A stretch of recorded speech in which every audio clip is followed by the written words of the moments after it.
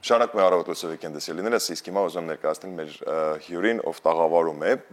Քիթ Կոկորտ ականջաբան, բժիշկ, բլոգեր Էմիլի Մելոյանը։ Բարի լույս։ Բարի լույս։ Շատ ուրախ ենք ձեզ մեր տաղավարում տեսնել։ Ես նույնպես շնորհակալ եմ հրավերի համար։ Ինչպես են սովորաբար ձեր առավոտները սկսվում եւ որ միտքն է առաջինը առաջանում առավոտը աչքերը բացելիս։ Որպես այդպեսին միտք չի առաջանում, որովհետև առաջի բանը, որ անում եմ, հեռախոսը բացելն է, նամակներին պատասխանելն է, զանգերին պատասխանելն է այդ ընթացքում, առավոտս դրանով է սկսվում։ Հետո արդեն շտապել աշխատանքի, միջանկյալ ինչ-որ հագնել, խնամվել ու դուրս գալ շատ արագ։ Հիմնականում այդ ռիտուալը այդպես է։ Այո, ամենօր հեռախոս գրել են, ոնց են բուժառուները, ինչ նորություն կա, ինչ չկա, շուտ։ Շատ արագ պատասխանում եմ, եթե իհարկե շատ շտապ բան է, պատասխանում եմ, հագնվում եւ աշխատանքի։ Այսինքն աշխատանքը սերտաճած է կյանքին եւ աչքերը բացելուց սկսած կյանքը հենց այդ հունով է շարունակվում։ Կարելի ասել ներաճած, որովհետեւ ինքը Էմիլի, բասուրջ, երաժշտություն։ Նախաճաշ։ Ես բացպես ու մաքրոցես մի ասեն, շշ, ինչ լավ է, Տեր Աստված, շնորհակալություն, որ ես արթնացա, ես ինչ գեղեցիկ առավոտ, չէ՞։ Չունենք այդպիսի բան, գեղեցիկ առավոտները սկսվում է պացիենտի կամ բողոքներով, գանգատներով կամ արդեն աշխատանքային զանգերով։ Սուրճ չեմ հասցնում խմեմ, դրա արդյունքում էլ առհասարակ սուրճ չեմ օգտագործում։ Ընդհանրապես չեք խմում։ Առհասարակ։ Այդ մի բանը լավ է, մեզ գոհացեց։ Հետաքրքիր է, Էմիլին ինչպես որոշեց կամ ով որոշեց, որ նա դառնա բժիշկ եւ հետո ինչ պատճառ դարձավ, որ դուք բացեցիք բլոգ։ Բժշկությունը ընտրել է մայրս, քանի որ մայրս ինքը անեստեզիոլոգ ռեանիմատոլոգ է, բժշկու է, արդեն 28 տարվա աշխատանքային փորձով։ Վայ, կարծում կներեք ճիշտ ժամանակ դերին ասենք շատ շնորհակալություն, այսքան երկար տարիներ աշխատելով մեր ողջունելու համար նաև ողջունում եմ, ես մինչև հիմա զարմանում եմ իհարկե ոնց է ինքը դիմանում այդ ամեն ինչին, որովհետև ես 4 տարի է որպես անհատ բժիշկ եմ ու արդեն ինչ որ հուսախաբություն կա փախնելու աշխատանքից, մասնագիտությունից, ընտրելու Գուցե եթե փոխենք առավոտյան այդ ծիսակարգը, ինչ որ մի բան փոխվի, հեռախոսը վերցնելու փոխարեն ուղակի այսպես սկսենք օրը առանց արտաքին աշխարհի ազդեցությունների։ Շատ լավ կլիներ, որ այդ ժամանակը եւ հնարավորությունը ունենայի փոխելու, բայց իսկապես աշխատանքային գրաֆիկը այնպեսին է, որ արթնանում ես, արդեն իսկ աչքերդ բացելուց սկսած աշխատանքդ համարվում է սկսված։ Լավ, վերադառնանք Ռուբենի հարցին ամեն դեպքում։ Որ դուք ի սկզբանե չեք երազում, չէ՞ դառնալ։ Ես միշտ էլ ասել եմ, անգամ իմ Instagram-յան, Facebook-յան էջերում ես շատ հաճախ եմ նշում, որ որպես այդպեսին իմ երազանքը չի եղել բժիշկ դառնալը, բայց նաև պետք է արդար լինել ու ասել, որ հիմա ավելի քան սիրում եմ իմ մասնագիտությունը, ավելի քան չեմ պատկերացնում այլ գործ անելուց, որովհետև երբ որ աշխատում ես հատկապես անհատ բժիշկ, այդ մարդասիրական գործը կլանում է քեզ, ինքը ազարտի նման մի բան է մտնում արյանդ մեջ ու սկսում է քեզ կլանել ու ուզում ես անընդհատ այդ գործով զբաղվես, որ անկեղծ լինեմ հիմա այլ բանից չի էլ հետաքրքրում, առաջ շատ երազում էի, ձգտում էի, ուզում էի, որ դերասանուհի դառնամ, բայց ժամանակը եւ ճանապարհները տարան այնտեղ, որտեղ որ ես հիմա պիտի լինեմ ու չեմ փոշմանել։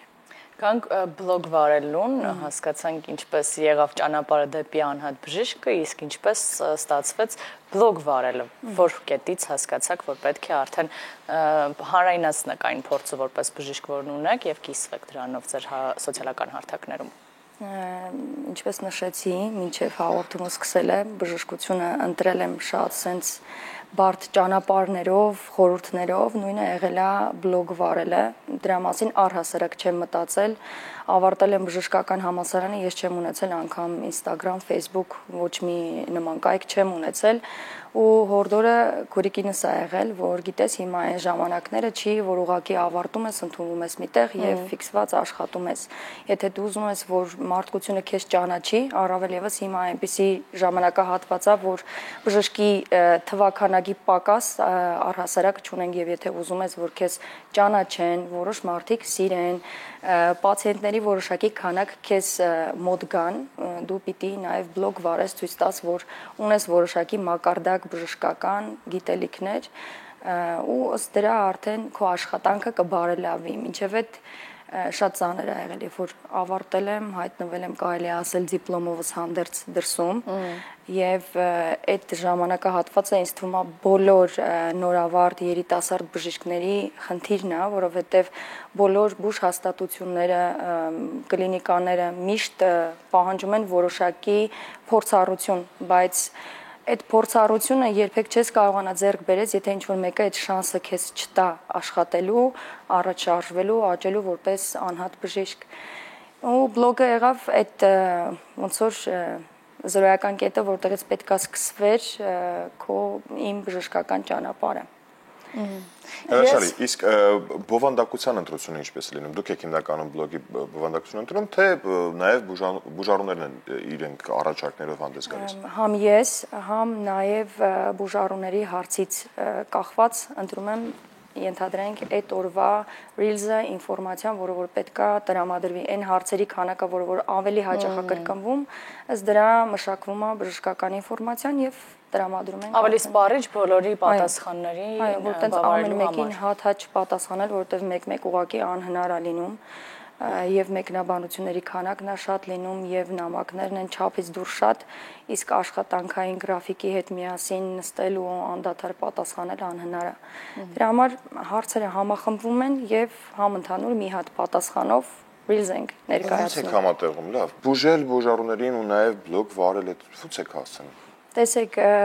հավաքվել է այնպիսի մի կոնտինգենտ առանց սուրճ եւ առավոտը միանգամից հեռախոսի մեջ սկսելով։ Ասեմ ձեզ, սուրճը ինձ մոտ ոչ մի դրական եւ բացական ազդեցություն չի թողել, մի քանի անգամ փորձել եմ,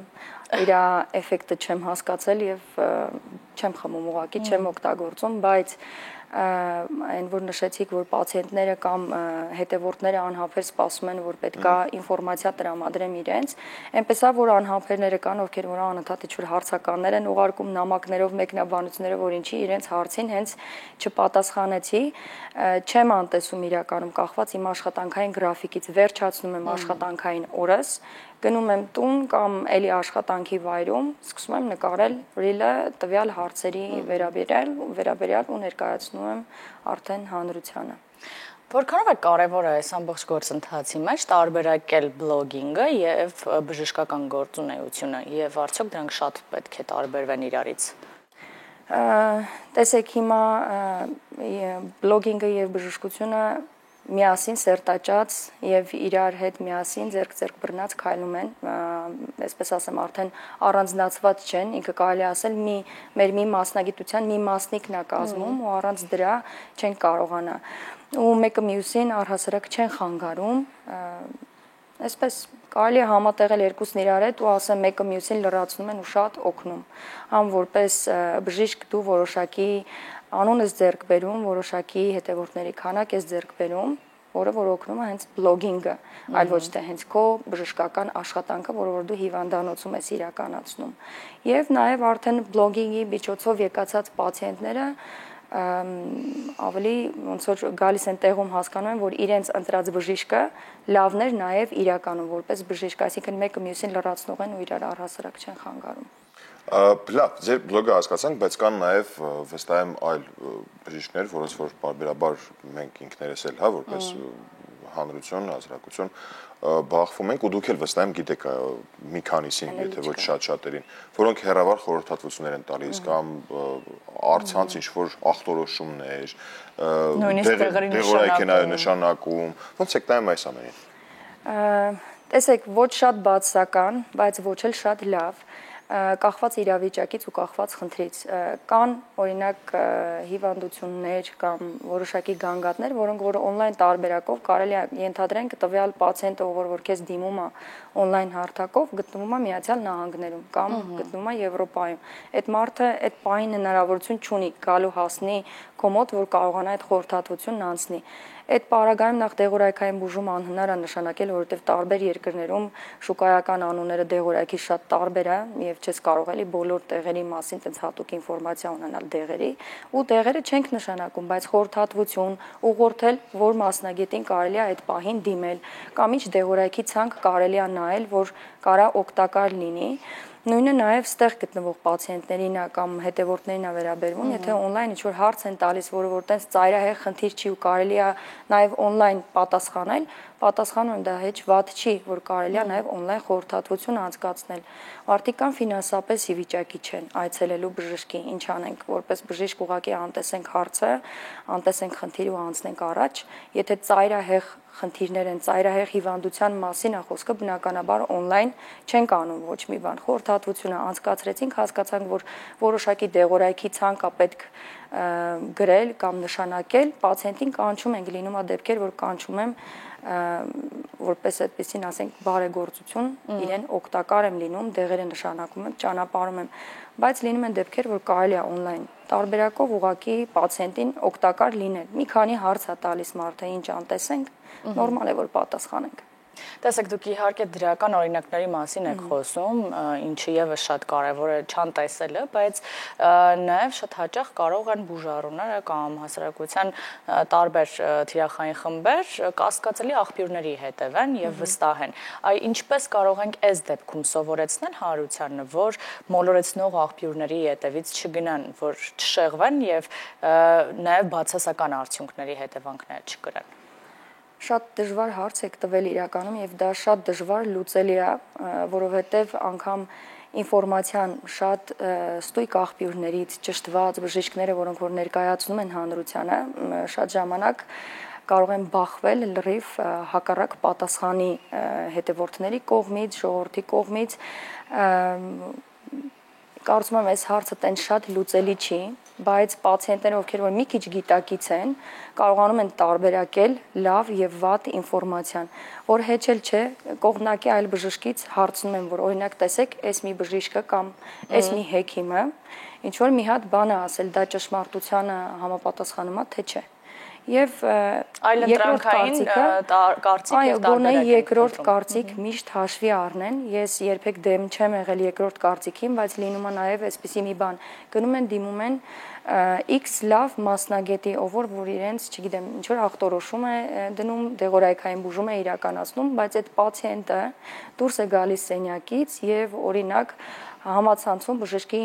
դեղատոմսը ինչ որ մի հատ կայքում է տեղադրում եւ հարցնում արդյոք ճիշտ դեղորայքային բուժում է նշանակել տվյալ բժիշկը թե ոչ։ Այս պարագայում ոնց կարող ենք տվյալ անհատին կամ որոշակի հանդրության ինչ որ մի զանգվածի հավաստիացնել, որ գիտեք, եթե ինչ որ մեկին գնում եք վստահելու, առավել եւս եթե դա բուժ հաստատությունում գտնվող մասնագետի մասին է խոսքը, ուղղակի վստահեք այդ մի բժշկին եւ ստացեք ձեր բուժումը, որովհետեւ 1, 2, 3, 10 կարծիք լսելուց հետո դուք այլևս այդ բժշկին չեք վստահում եւ առհասարակ ոչ մի բժշկի չեք վստահի եւ չեք կարողանա ձեզ օգնել։ Այո, բուժում չենք ստանում։ Արդյունքում հիվանդությունը կարա խորանա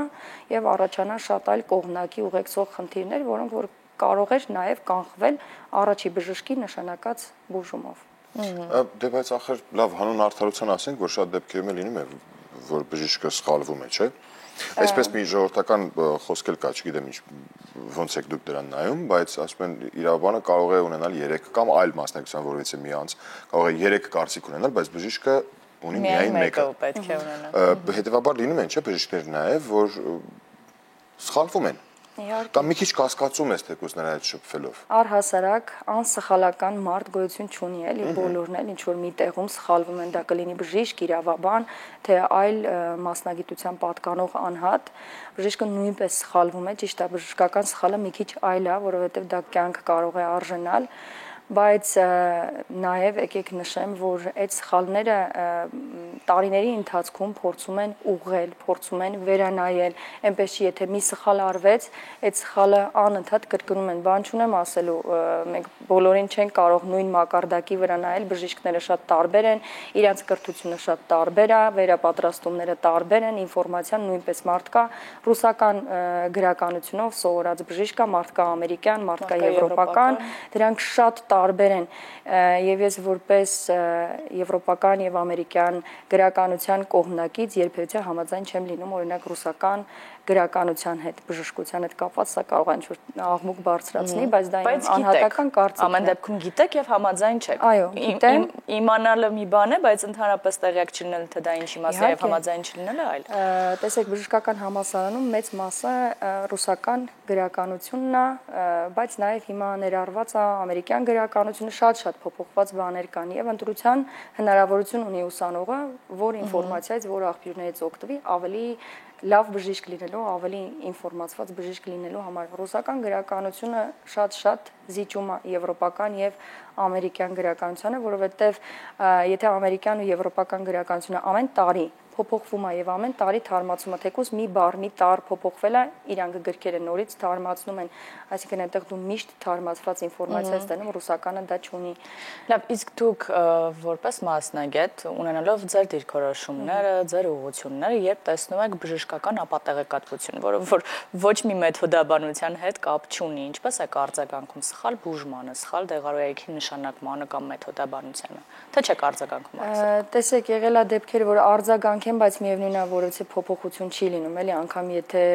story տարբերակով կամ reels-ով իրեն պատասխանես, որ գիտես, այս մի բանը դու շատ սխալ ես անում, կամ թեկուզ անձնական նամակով, որովհետեւ երբեք չես ուզում, որ հանրության աչքի առաջ ինչ որ մեկ այլ մասնագետի վիրավորես, նեղացնես կամ ուղղես, նամակով փորձում ես գրելու տարբերակով կամ զանգի տարբերակով ուղղել, որ գիտես, այս մի բանը իրականությանը չի համապատասխանում, հակառակը առողջությանը վնաս է։ Արի միասին հասկանանք ինչի ինֆորմացիա եմ ուղարկում, նույնը իմ հետ կարա լինի, ինչ որ բաներ, եթե ինչ որ մի բժշկի դուր չի եկել, իրենք ինձ ուղարկում են, ինֆորմացնում են, որ գիտես, այս մի բանը կարելի է փոփոխել։ Եթե գիտակից մարդ է լինում մասնագետը, ինքը համաձայնում է քո հետ ու փոփոխում է այդ ինֆորմացիան, նենց որ դա չվնասի այն մարդկանց, ովքեր որ ցենց գերակտիվ հետևում են դրան։ Բայց դա էլի նույնպես կառավարելի իրավիճակ չի, էլի, ու մի բժշկով կամ թեկուզ 10 բժշկով հնարավոր չի տվյալ անհատի վրա այնպեսի ազդեցություն ունենալ, որ ինքը փոփոխի։ Ես ու Ռուբենը պարբերաբար խաչաձև պրովոկացիոն հարցեր ենք տալիս, վստահ եմ դա եւս հետաքրքիր է հեռուստադիտողներին, բայց նրանց ավելի հետաքրքիր է իմանալ, թե որոնք են ամենատարածված քիթ կոկորտական խնդիրները եւ այդ խնդիրներին սովորաբար ինչ լուծումներ կարելի է տալ։ Այսպես մասնավոր հիմնական դեպքերի մասին խոսենք։ Հիմա խորհրդատվության եք եկել։ Առհասարակ մեր բնակլիմայական պայմաններով պայմանավորված եւ արտաքին օդի աղտոտվածության պայմանավորված, որը հիմա բավականին տենց բարձր ցուցանիշներ ունի, շատ ակտիվ խնդիր է, որպես այդպիսին լոր խնդիր է, վերնշնչառական ուղիների բորբոքային պրոցեսները, սինուսիտներ, պանսինուսիտներ, ռինոսինուսիտներ, բացի դրանից նաև հենց մեր լեռնային պայմաններով պայմանավորված շատերս ունենք նաև միջնապատի դեֆորմացիաներ, այսինքն շնչառական խնդիրը ամենա առաջնային պլանկայում լոր հիվանդությունների շարքում քթային շնչառական խնդիրները, բայց նաև չի զիջում նշիկաբորբերը, կոկորտաբորբերը առհասարակ, որովհետև էլի պայմանավորված բնակլիմայական պայմաններով աղտոտված օդով լոր խնդիրները առհասարակ ազգաբնակչության մակարդակում երևի ամենաշատն է հանդիպում, այդքան շատ չի հանդիպում օրինակ շաքարային դիաբետ կամ սիրտ-անոթային հիվանդություն, ինչքան որ օրինակ քթային դժվարաշնչություն, կոկորտաբորբեր, առհասարակ նշիկաբորբ, որին որ ժողովուրդը այդքան էլ ուշադրություն չի դարձնում, այնքան ինչքան օրինակ սրտային խնդրին, օրինակ շաքարային դիաբետին կամ այլ էնդոկրին խնդիրների, որտեվ դա որ ասենց ասեմ, ավելի ասենց խնդրահարույց է, քո ինքնազգացողության վրա է անդրադառնում, բայց օրինակ կարելի է նշիկաբորբով տարիներ շարունակ ապրել եւ անտեսել այդ խնդիրը, որը որ կարա բավականին լուրջ։ Եվ չիմանալ, որ դա ավելի լուրջ սրացումներ կարող է։ Դա կարա բավականին լուրջ խնդիրներ տա, օրինակ ազգաբնակչության մի զանգվածի սիրտ-անոթային խնդիրների պատճառը հենց հաճախակի նշիկաբորբերն են եւ օրգանիզմի անընդհատ ինքնաթունավորումը տվյալ բակտերիաներով։ Ամեն դեպքում միշտ պետք է ոչ թե հեքիմաբուժությամբ զբաղվել կամ տատիկի կողմից կամ պապիկի, պապի կողմերից եկեն, խորքերից եկած ինչ-որ մի հատ բաղադրատոմսով ընդ որում բուժումների դիմել, այլ պետք է դիմել մասնագետներին, երբ որ խնդիրը հասունանում է արդեն։ Գտեք լավ մասնագետների սկզբից, հետո դիմեք եւ վստահեք մինչեւ վերջ այդ մասնագետին։ Եվ մի թողեք, որ դանակը ոսկորեն հասնի ժողովրդի լեզվով ասած։ Էմիլի, մենք բլից հարցեր ենք պատրաստել ձեզ համար։ Դուք պատրաստ եք, բայց պետք է շատ արագ բլից պատասխանեք։ Փորձեմ։ Դե սկսեցինք, արդեն իմացանք առավոտյան արթնանալուց հետո որն է առաջին ծիսակարգը, բայց ինչն է ձեզ արթնացնում։ Հեռախոսազանգերը։ Պացիենտներից հեռախոսազանգերը։ Որն է կյանքի հայելին։ Իմ մասնագիտությունը։ Ես ամեն օր իրեն եմ տեսնում աչքիս առաջ։ Ինչպես կցանկանայիք, որ մարդիկ հիշեն ձեզ։ Լավ բժիշկ։ Ինչն է անկարևոր կյանքում։ Շատ բարդ հարց է, որին որ պետք է արագ պատասխանել, անկարևոր ինֆորմացիայով ծավալվելը անընդհատ։ Ահա։ Մարդուն ճանաչելու համար ինչ է պետք։ Ինձ թվում է տարիներ։ Մարդուն ճանաչելու համար պետք են տարիներ, որովհետև մի անգամից չես ճանաչել, ժամանակ։ Ժամանակ։ Շատ լավ։ Կա բան, որից երբեք չեք հրաժարվի։ Շատ արագ պիտի պատասխանեմ։ Պաղպաղակ օրինակ։ Չէ։ Մասնագիտությունից ինչքան էլ որ ասեմ, որ բժշկությունից կհրաժարվեմ մի օր, բայց երևի հենց մասնագիտությունից, որից որ չեմ հրաժարվի։ Իսկ ինչ գույն ունի ձեր երջանկությունը։ Տեղին։ Չգիտեմ, այդպես եմ պատկերացնում։ Երջանկությունը տեղին է։ Տեղին։ Ինչ է տակիր։ Սպիտակ չի։ Ապրել ներկայով թե շարունակեք դուք։ Ապրել ներկայով, բայց նաև նպատակներ ունենալ, ապագայի հետ կապված կարծում եմ այդ մոտիվացնող է, որ նպատակներ ունենաս, պլաններ ունենաս ապագայի հետ կապված։ Ներկան շատ սիրուն է, ներկան պետք է ապրել, բայց առհասարակ պետք է ապագայի նկատմամբ նույնպես ունենալ մոտիվացիա, ձգտումներ եւ որոշակի հեռանկար։ Ամենակարևոր խորհուրդը, որ երբևէ ստացել եք։ Երբեք չվախենաս բարդություններից, այդ ա եղել։ Կա մի բան, որ կցանկանայիք անմահացնել։ Երևի թե լավ անունը, եւ որպես մասնագետ եւ որպես անհատ։ Կուզեի անունը, հիմնականում անունն էլ անմահանում է անհատի, կուզենայի, որ այդպես անունը մնար։ Կամ գործը։ Կամ արած գործը։ Միևնույն է գործը անվան հետ է կապված, այնպես որ անունը եթե անմահանում է, իր գործով է անմահանում, այսպես թե այնպես։ Շնորհակալ ենք ձեզ շատ մեր եթերին հյուրընկալվելու համար եւ մաղթում ենք, որպեսզի հնարավորինս բոլոր բուժառուները ձեր լինեն բուժված ձեր կողմից եւ բոլոր խնդիրները ստանան լուծումներ։ Մենք սովորաբար մեր եթերից գրեթե բոլոր բժիշկներին մեկ ցանկություն ունենք, որ ձեր մասնակցությունը երբևէ պետք չգա։ Կուզենայինք, որ դուք անգործ մնայիք, որ դրա կարիքը չլիներ ու դառնայիք դերասանուհի։ Օրինակ։ Ժամանակ ունենայիք։ Աստված այդպես լինի, ես հեչ դեմ չեմ լինի, բայց ամեն դեպքում բժիշկները կարևոր մաս են կազմում մեր կյանքի։ Եվ թող որ միշտ բժիշկները լինեն, առաջնային բոլոր բժիշկները առողջ լինեն, առողջ դատողությամբ լինեն, որպեսզի մեր հանրությանը կարողանանք օգտակար լինենք։ Շնորհակալություն ձեզ ձեր արած աշխատանքի համար եւ մեր բոլոր բժիշկներին արտադրելով եւս մեկ անգամ ուզում ենք ասենք կեցեք որ դուք կաք ու շատ շնորհակալություն ձեր մեծ աշխատանքի համար։ Այո, շնորհակալ ենք ձեզ եւս լավ որ ենք մաղթում սիրելի հեռուստադիտողներ եւ դրա համար էլ պատրաստել ենք հաջորդիվ երաժշտություն։